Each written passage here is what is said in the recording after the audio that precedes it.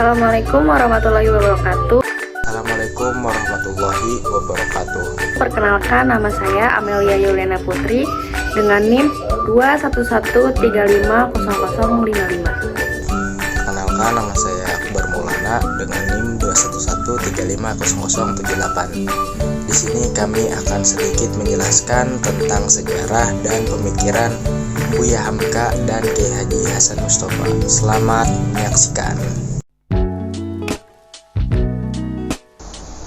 Buya Hamka atau nama lengkapnya Haji Abdul Malik Karim Amrullah adalah seorang ulama, sastrawan, dan juga tokoh pemikiran Indonesia yang lahir pada tanggal 17 Februari 1908 di Minangkabau, Sumatera Barat. Beliau dikenal sebagai salah satu intelektual Islam terkemuka di Indonesia pada abad ke-20. Buya Hamka lahir dalam keluarga yang taat beragama dan penuh dengan tradisi keilmuan. Sejak kecil, beliau telah menunjukkan minat yang besar terhadap ilmu pengetahuan dan agama. Pendidikannya dimulai di sekolah agama setempat dan kemudian belajar di sekolah Belanda di Bukit Tinggi.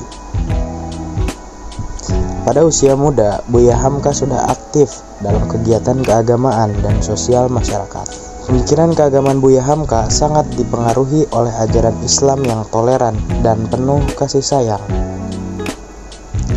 Beliau menekankan pentingnya keadilan sosial, persaudaraan sesama manusia, dan kedamaian dalam masyarakat.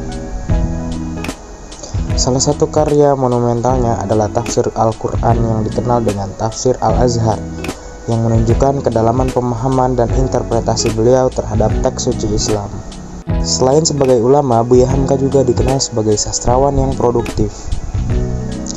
Beliau menulis novel, cerita pendek, esai, dan kumpulan khutbah yang menjadi sumber inspirasi bagi banyak orang. Novel terkenalnya Di Bawah Lindungan Ka'bah menjadi bukti kepiawaian beliau dalam menyajikan cerita yang syarat dengan nilai-nilai kehidupan. Buya Hamka meninggal pada tahun 1981. Namun, warisannya terus hidup dalam bentuk karya-karya tulisannya yang masih banyak dibaca dan dipelajari hingga saat ini. Pemikiran-pemikirannya tentang harmoni antara agama dan kehidupan sosial, serta nilai-nilai kemanusiaan tetap relevan dan menginspirasi banyak orang. Di sini saya akan sedikit menjelaskan tentang biografi Kiai Haji Hasan Mustafa. Haji Hasan Mustafa lahir di Garut, Jawa Barat 5 Juni 1852. Beliau adalah seorang tokoh tasawuf yang berasal dari kalangan elit pribumi, dari keluarga camat perkebunan di Cikajang, Garut. Kiai Haji Hasan Mustafa ini menjalani pendidikan di kota Mekah ketika ia pertama kali menginjakkan kakinya di tanah suci pada usia 8 tahun bersama ayahnya untuk menunaikan ibadah haji dan kemudian bermukim di sana untuk mempelajari agama, khususnya untuk belajar bahasa Arab dan membaca Al-Quran.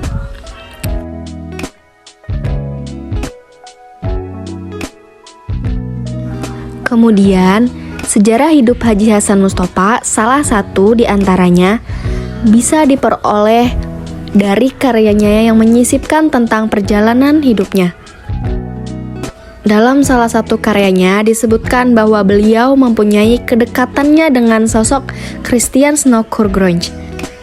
Sosok Haji Hasan Mustafa sudah masuk ke dalam lingkaran strategi Hurgronje yang menjadikan aristokrasi pribumi sebagai kelas sosial pertama yang ditarik ke dalam lingkaran kolonial.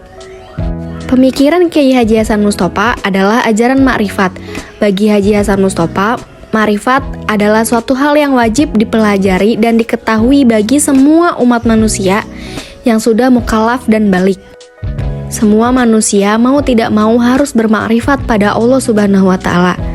Hal ini berlandaskan pada hadis Rasulullah yang berbunyi awaludini ma'rifatullahi ta'ala, yang artinya mula-mulanya agama itu adalah harus mengetahui terlebih dahulu pada Allah.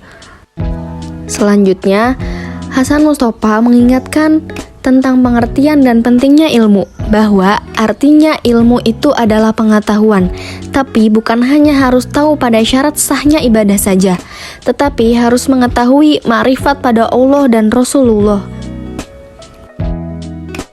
Kemudian, Hasan Mustafa menganalogikan makrifat seperti tempat atau gudang untuk tempatnya amal ibadah.